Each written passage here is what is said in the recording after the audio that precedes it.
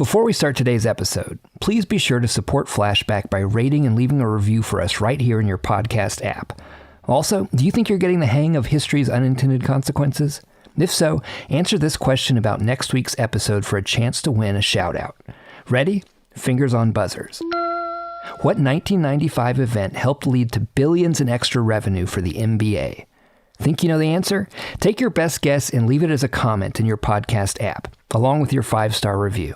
Thanks for listening.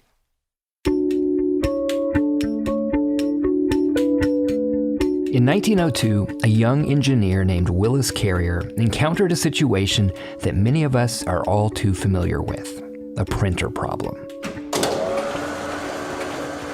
Carrier had been hired by a printing company in Brooklyn. Summer humidity was causing their paper to swell, to jam in the presses, to print incorrectly. So rather than a crisp image, they were getting a blur. They were wasting tons of paper, missing deadlines. This was a huge problem.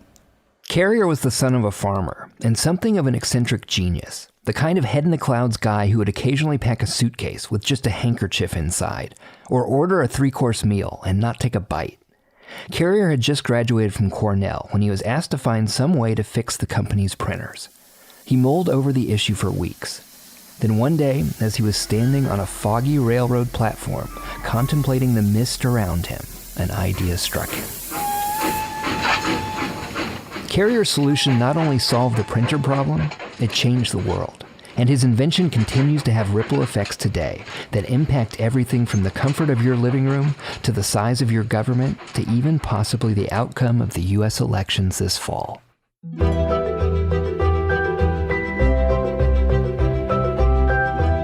Welcome to Flashback, a podcast from OZY about unintended consequences. I'm your host and history instructor, Sean Braswell.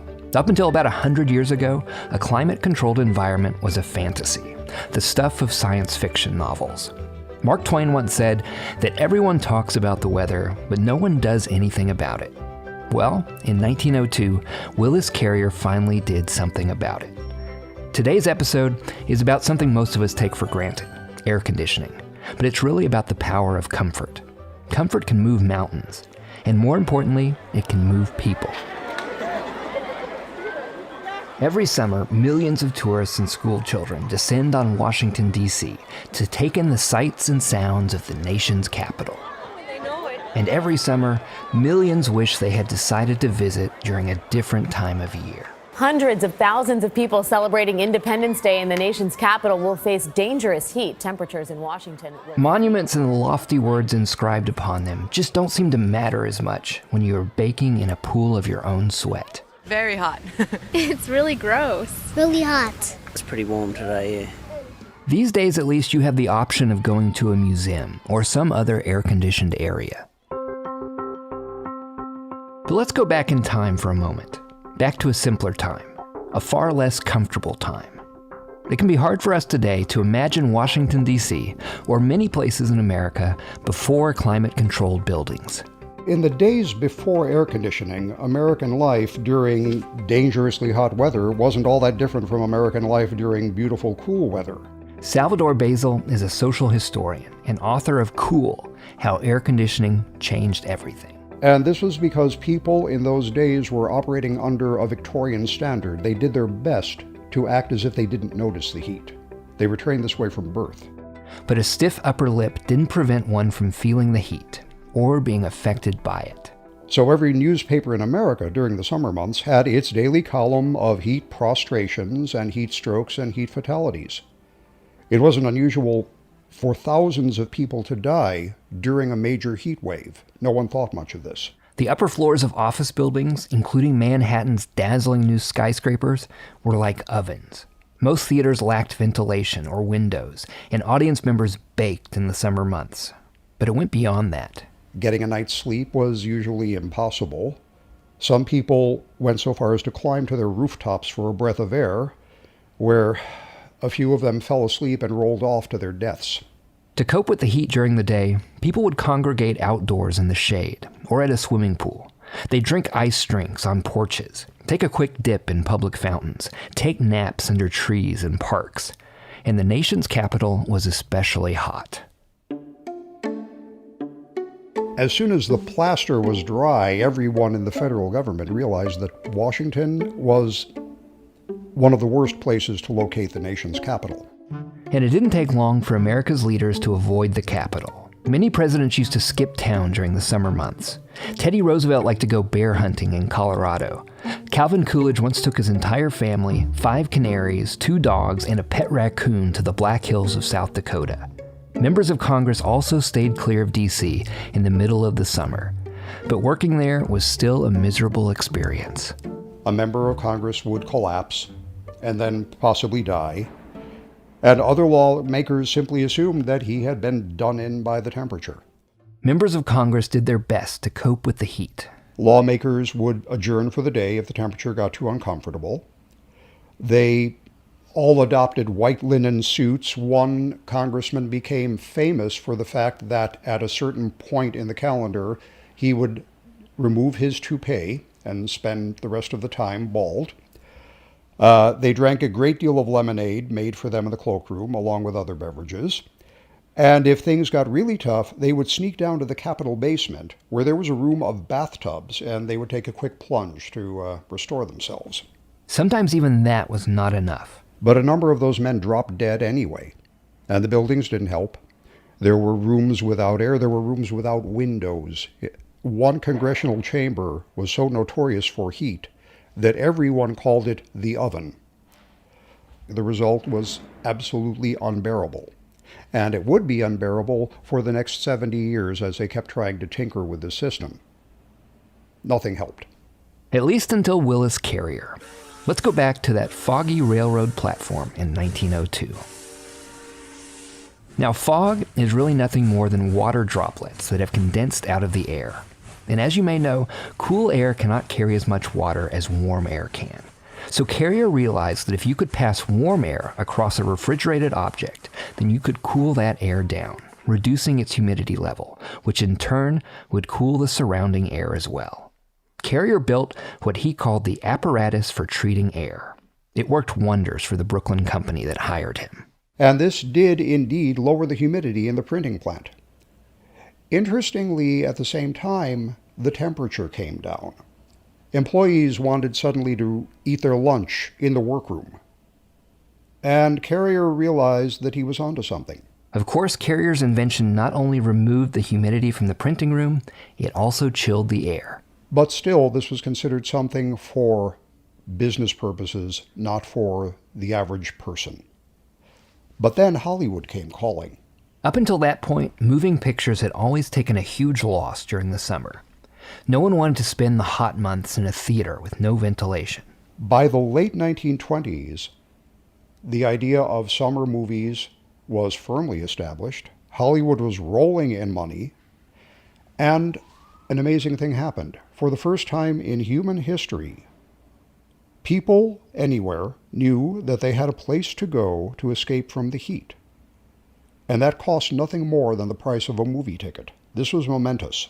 Movie theaters advertised their AC with marquees frosted over with fake snow, penguins and polar bears, signs with hanging icicles. Sometimes they just propped the lobby doors open wide and let the gush of cold air sweep over passersby. Remember, you can enjoy great motion picture entertainment all summer long in cool comfort at this theater. For decades, most Americans experienced air conditioning only in large commercial spaces like movie theaters, department stores, and hotels. Finally, in the early 1950s, it made its way into the home. RCA, America's finest air conditioner, goes quietly about its business of keeping you comfortable. Air conditioning in the 1950s was not only a comfort item, but it was a real homeowner's status symbol. Whether it was a central system or a window unit, everyone knew that you had it, and everyone was impressed. Within 5 years, Americans were installing more than 1 million units a year. For many, the home AC unit was a revelation.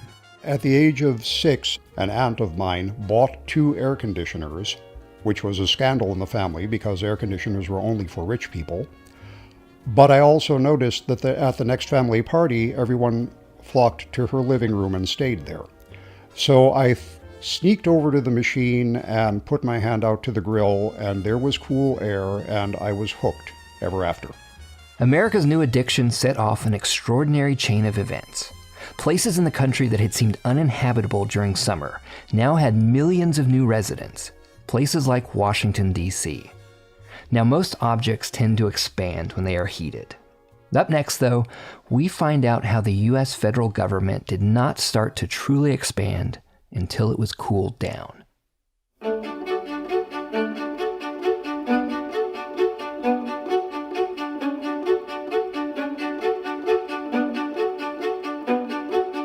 Do you have an interesting tale about unintended consequences from history or your own life? Please share it with us by emailing flashback@OZY.com. That's flashback@OZY.com.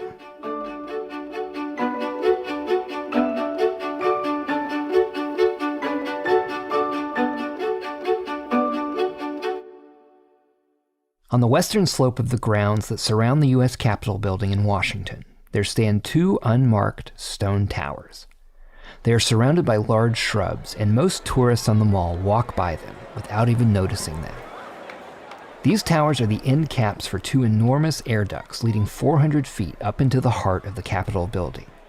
The air ducts date to 1928, when Congress voted for air conditioning to be installed in both the House and Senate chambers. Willis Carrier himself was hired to oversee the job. Next, AC came to the White House. And then, the Great Depression that gripped America during the 1930s required the federal government to step up and assume new responsibilities for managing the country. A series of federal programs, public work projects, and regulations known as the New Deal were implemented under President Franklin Roosevelt. Roosevelt presided over a massive expansion of the federal government under the New Deal, and he also kick-started a new era of air-conditioned government. 8 new cabinet departments and dozens of sub-cabinet agencies have been created since AC came to DC. There are about 6 times as many staff members and aides for members of Congress, who of course now work almost all year round. This is Stan Cox, author of Losing Our Cool, A History of Air Conditioning. During the 20th century, the federal government grew in size and probably could not have become the big force that it is in our lives now if people had not been able to work year-round, whatever the weather in Washington. Today, the federal government directly employs nearly 400,000 people in the D.C. area, and the national bureaucracy that emanates from D.C. employs more than 9 million more and creates contract work for millions more. Your life would be very different without that big government, the one that cuts Social Security checks, administers Medicaid, delivers your mail, protects the quality of your air and water, and provides for the national defense. Obviously, air conditioning is not the only factor behind these trends. You can also thank war, depression, population growth, and air travel for a large federal government. Still, it's hard to imagine Washington as it is today without Willis Carrier's invention. Think about it. Carrier tries to improve the performance of an industrial printing process. He winds up turning government into one of the biggest industries in the country. So air conditioning helped usher in a new era of cooler, bigger government in DC. But it was not just a bigger government that air conditioning helped create.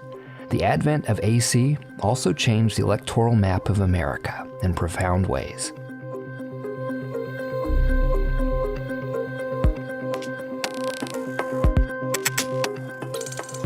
If you cool it, they will come. Phoenix, Arizona is a relatively recent development. Now, at the start of the 20th century, Phoenix was a town of 5,000 people. Salvador Basil again. By 1950, it had struggled up to 106,000 people. But during only the next decade, when air conditioning swept the country, its population more than quadrupled. And today, Phoenix has over 1.5 million residents. That is due to AC. Air conditioning makes a huge difference in Arizona.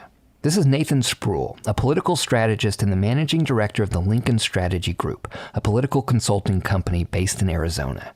Before, there's stories of folks that lived in Arizona in the 1920s and 30s that in the summertime they would literally sleep on their porch and they would make their blanket wet, put a wet blanket on them and hope that the wind blowing through the porch a screen would keep them cool throughout the night. That's about the only way that you could survive in Phoenix prior to air conditioning. Today, Phoenix is a sprawling metropolis, one where summer temperatures routinely top 110 degrees. Unrelenting heat bears down on Phoenix as the temperature shoots towards a record-breaking 120. Fire crews are rushing to handle a surge in heat emergencies. Without air conditioning, Phoenix would not be possible. The same can be said for other large population centers that stretch across the so-called Sun Belt, from Southern California across the Southwest to the Gulf Coast and the Southeast. Cities like Miami, Atlanta, Dallas were not the metropolises that we see today. Stan Cox again. It's no coincidence that that's the time when air conditioning was becoming more common. During the 1960s and 70s, air conditioning spread quickly across the South. The combined population of Gulf cities like Houston, New Orleans, and Tampa went from less than 500,000 before 1950 to more than 20 million today. And that mass migration of people to the Sun Belt has had some major political consequences. Salvador Basil. There was a population shift that completely redrew the political map of the nation, almost flipped it entirely. So far, we've seen how air conditioning helped grow the federal government in Washington. Up next, we learn how states across the southern U.S. managed to convert electric power to electoral power in the late 20th century.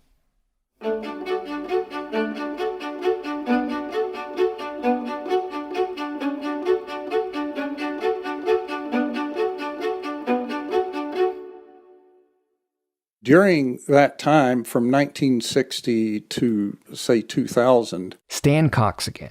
All of the major cities in New England and the Rust Belt, except for New York City, lost population, whereas all of the major cities in the South gained population very rapidly. That movement of people meant that the apportionment of seats in the House of Representatives needed adjusting. Cities in New England and the Rust Belt lost House of Representative seats, and they were picked up by states in the Sun Belt. In fact, there were 86 seats in Congress that went from the northern region to the South. Now, one reason you commonly hear for why the South switched from being Democrat to Republican in the 1960s was the exodus of Southern voters from the Democratic Party after the passage of the Civil Rights laws. And that did play a part. But the South was becoming more Republican before that, and it was a trend powered not by ideology, but by temperature control. For nearly a century after the U.S. Civil War, only a handful of the South's approximately 100 House members were Republican, just the ones representing some of the mid-Atlantic mountain districts in states like North Carolina. The first district to break that trend and go Republican? St. Petersburg, Florida, in 1954, 3 years after AC first hit American homes. Why Florida, and why St. Petersburg? Well, what happens is that large numbers of wealthy northern Republicans, ones who traditionally kept winter homes in places like Florida, start to move south and to stay there year-round. So the South gets a massive influx of older conservative voters who would remake the political landscape over the next 2 decades, culminating with a landmark presidential election in 1980. President Carter, told by his pollster Pat Caddell that it is all over, reportedly is preparing to concede defeat to Ronald Reagan in the 1980 presidential election. When Democrat Jimmy Carter was elected president in 1976, he swept the southeastern United States, including Texas and Florida. 4 years later, against Ronald Reagan, Carter won only his home state of Georgia and lost several other states like Mississippi, Alabama, and South Carolina by extremely narrow margins. It's quite possible that the growing power of Reagan and the Republicans in the 80s was fostered by this movement of people from the north to the south. Air conditioning may also have had a hand in another important election, the one in 2000 between Republican George W. Bush and Democrat Al Gore. If all the states had gone red or blue the way they actually did in 2000, but if they had had the distribution of electoral votes that we had back in 1960 before the migration, then Gore would have won the electoral vote and therefore the presidency. Forget the death of John F. Kennedy, or even the Iran hostage crisis that crippled President Carter. You could argue that air conditioning was the worst thing to happen politically to the Democratic Party in the 20th century. But AC is not done shifting the American political landscape. There's a new type of Southern migration underway in the United States, one that should put fear into the hearts of Republicans. Ever since air conditioning helped grow cities like Phoenix during the 1950s and 60s, Arizona has been a reliably Republican state. But that is changing. Nathan Spruill again.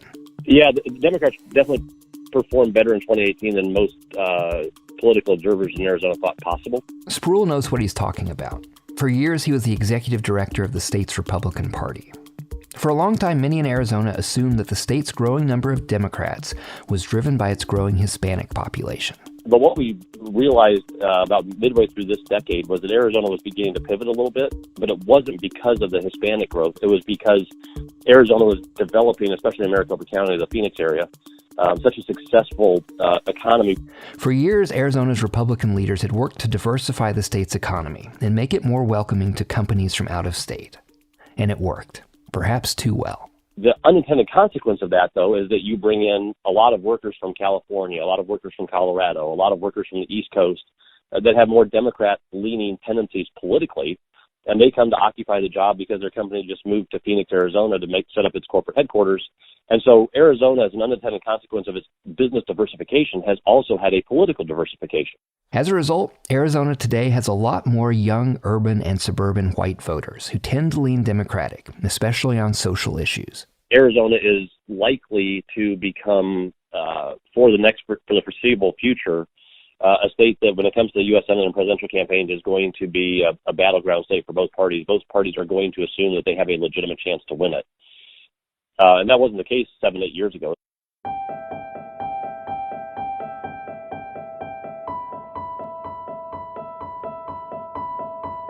Arizona's trajectory is indicative of a wider trend, a trend still powered by air conditioning.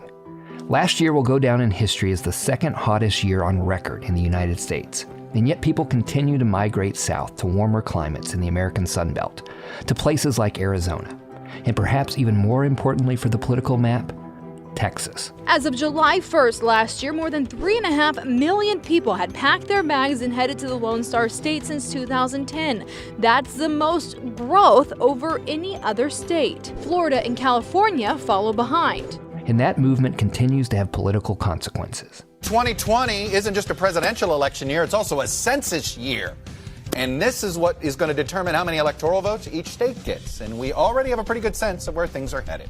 The 2020 census may have been delayed by the coronavirus, but early forecasts from the Census Bureau suggest that several Sun Belt states like California, Arizona, Florida, and Texas will gain House seats in electoral votes, with Texas likely to be the biggest winner with a net gain of 3.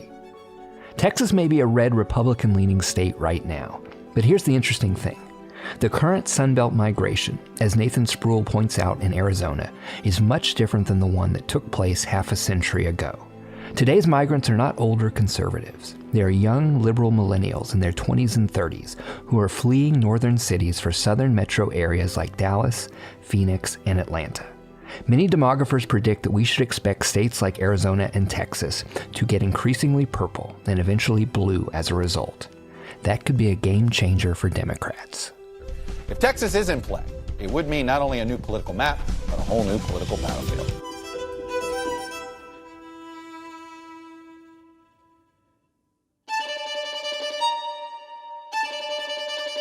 So what did we learn today?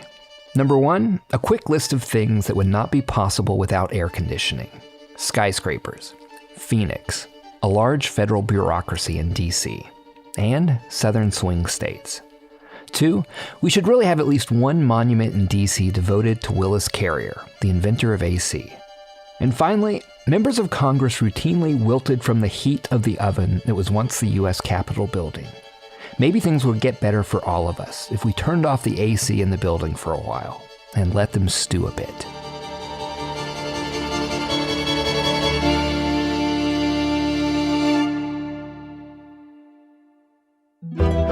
Flashback is written and hosted by me, Sean Braswell, senior writer and executive producer at OZY. It was produced by Robert Kulos, Tracy Moran, Yori Odigizua, and Shannon Williamson. Chris Hoff engineered our show. Special thanks to the crew at iHeartRadio Podcast Networks, especially Sophie Lichterman and Jack O'Brien. Make sure to subscribe to Flashback on the iHeartRadio app or listen wherever you get your podcasts. Flashback is the latest podcast from OZY, a modern media company producing original TV series, festivals, news, and podcasts for curious people.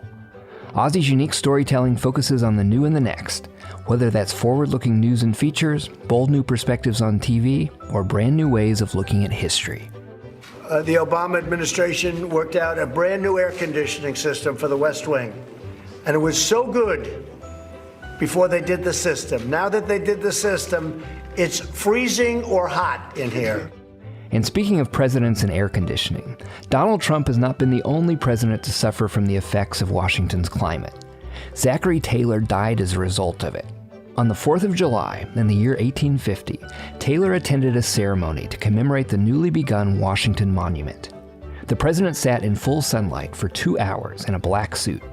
He became so overheated that he drank a whole pitcher of iced milk to try to stay cool.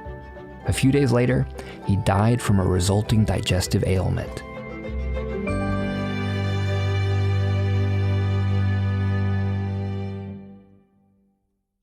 To dive deeper, head to OZY.com/flashback. That's OZY.com/flashback.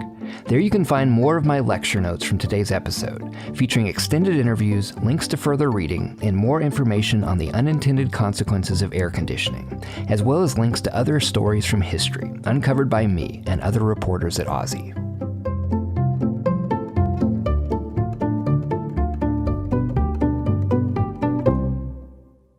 Please be sure to support Flashback by rating and leaving a review for us right here in your podcast app. And remember to answer this question about next week's episode for a chance to win a shout-out. What 1995 event helped lead to billions in extra revenue for the NBA?